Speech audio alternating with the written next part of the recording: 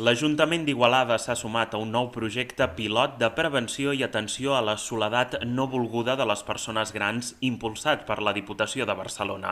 Es tracta d'una prova que vol generar un model de proximitat i corresponsabilitat en relació a la cura de persones grans. La prova pilot s'ha creat amb els objectius de prevenir el risc social associat a l'aïllament i la soledat de les persones grans, facilitar un acompanyament individualitzat en cooperació amb els ajuntaments i crear una connexió i reforç de la xarxa comunitària per implicar a la gent gran.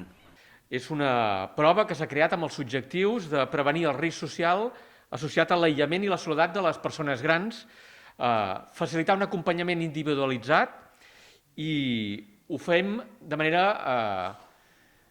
jo diria, conjunta, Diputació, que hi aportaran suports tècnics, i els serveis socials de l'Ajuntament d'Igualada per fer aquesta xarxa comunitària per atendre a la gent gran.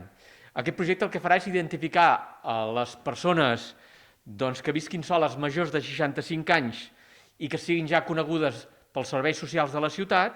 Es faran visites al domicili per valorar la situació personal, emocional i social i detectar les necessitats i capacitats d'aquests. Un cop detectades, es farà un pla d'intervenció amb la persona, implicant agents socials i en coordinació amb els serveis socials municipals.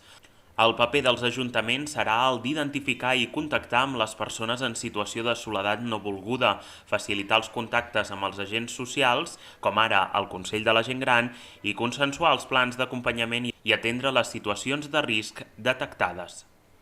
I per altra banda, anirem a buscar totes les persones de més de 75 anys que visquin soles però que no són conegudes pels serveis socials. Per tant, es farà una tasca de prospecció perquè hi ha molta gent, hi ha moltes persones que viuen soles però que no estan sota el radar. A vegades perquè no ho necessiten, a vegades perquè desconeixen que l'Ajuntament els hi pot oferir aquest servei i per tant detectarem les seves necessitats i capacitats. Durant aquest abril, la Diputació ha seleccionat les ciutats que participen en el projecte i entre el juny i el novembre d'aquest 2021 es durà a terme l'execució.